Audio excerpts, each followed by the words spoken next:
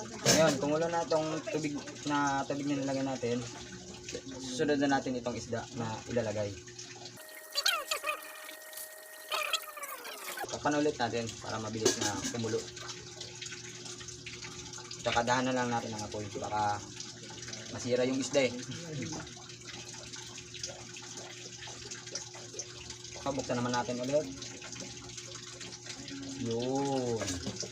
Kulong-kulo talaga.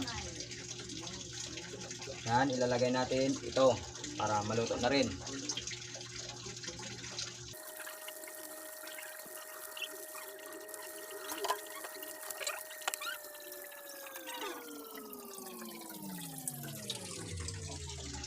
Yan na natin maluto yung gulay. Tapos titimplahin na natin.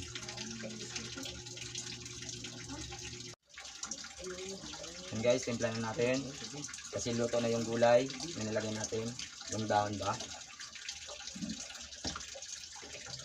Kaya titimplahin na natin ito.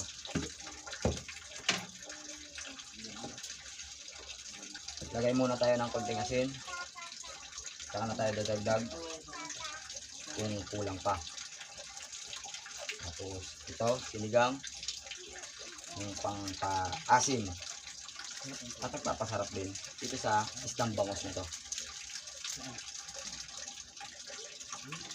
Yan, nalagayan na natin ng sinigang.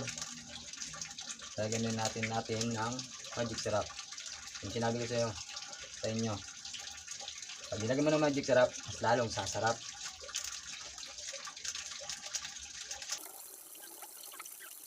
Yan guys, tapos na natin natinta ito. Yan guys ha, titikman na natin kung masarap ba talaga naman. Ito.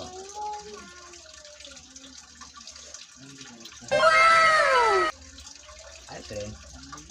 Sarap talaga. Talagang lutong rumblumano eh. Yan guys, luto na yung niluto natin. Atin na yung papatayin yung apoy. At ating ipapatikim dito naman ulit sa aking bilas. Asawa ng kuya ko.